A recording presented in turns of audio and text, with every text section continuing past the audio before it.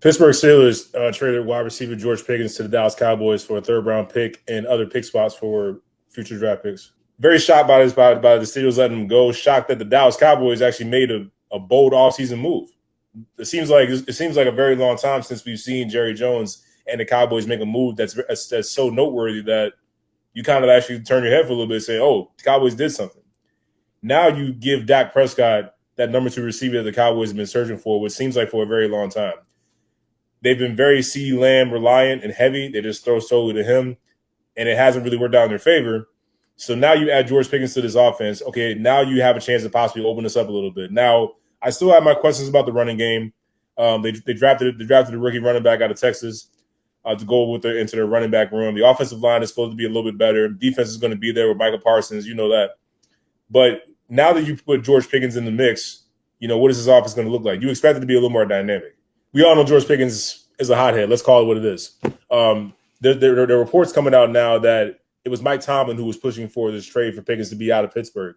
It was not Art Rooney, the GM. It was not the president of the Pittsburgh Steelers. It was Mike Tomlin himself that was pushing for this trade. And apparently this was a trade that was trying to get put into the works during the draft, but talks fell apart. And then it just picked up again early Wednesday morning.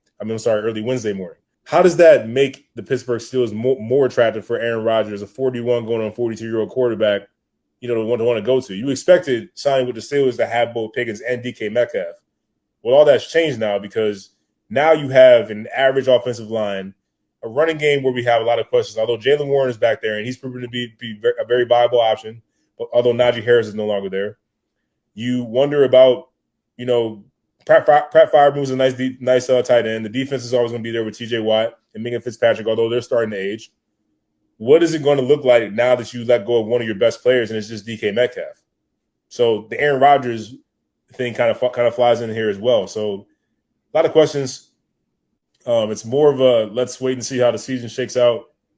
But like I'm sure most people are, they're very surprised that Tomlin would let a player of this talent just get traded away. And for a third-round pick, all that, I expected the Steelers to get more for Pickens than just a third-round pick and a couple of pick swaps.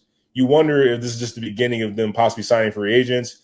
You're hearing Allen Lazard's name being thrown out there for a possible trade. There are still some wide receivers like Keenan Allen that are available in free agency. So, doubt the Pittsburgh Steelers are done.